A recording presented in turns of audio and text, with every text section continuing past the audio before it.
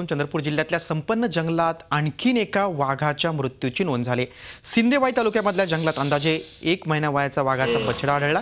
वाघिणीपासून दुरावलेल्या या बछड्यावर वन विभागाने दिवसभर लक्ष ठेवलं।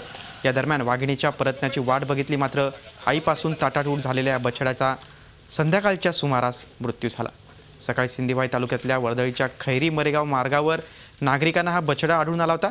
या भागात एक वाघीण वास्तव्याला असून तिला 3 पिल्लं झाली आहेत। त्यापैकी 2 पिल्लांना तिने रात्री सुरक्षित ठिकाणी ठेवलं, मात्र सकाळ होताच रहदारी आणि वर्दळ वाढल्याने ती 3ऱ्या पिल्लाला मात्र घेऊन जाऊ शकली नाही।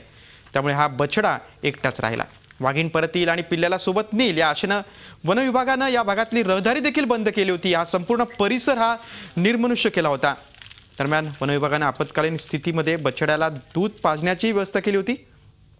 पशुवैद्यकीय अधिकाऱ्यांनीही सज्ज ठेवलं होतं। शिवाय या भागात कॅमेरा ट्रॅपही लावण्यात आले होते। मात्र संध्याकाळी या बछड्याची प्रकृती बघण्यासाठी अधिकारी पोहोचले तेव्हा त्यांना तो अत्यंत नाजूक स्थितीत असल्याचं लक्षात आलं आणि अखेर भुकेनं तडफडून या बछड्याचा मृत्यू झाला।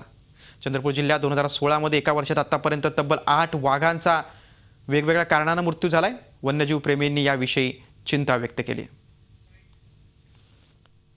एक वाघीण आणि त्यांची 3 पिल्ले, ती वाघीण शिफ्टिंग बोटमध्ये सध्या आहे, म्हणजे ती पिल्लांना एका जागेवरून दुसऱ्या ठिकाणी हलवत आहे। 2 पिल्ले त्यांनी ऑलरेडी हलवले आहे। 3ऱ्या पिल्लेला हलवत असताना काही डिस्टर्बन्स झाला आहे लोकांचा, त्यामुळे ते तिथं सोडून ती आजूबाजूला असेल, तिची वाट पाहायची, ती नेईल आणि तिथं कोणी जात नाही, कोणालाही म्हणजे इतका तगडा बंदोबस्त आहे, ती घेऊन जाईल नैसर्गिकरित्या। झी 24 तास रहा एक पाऊल पुढे।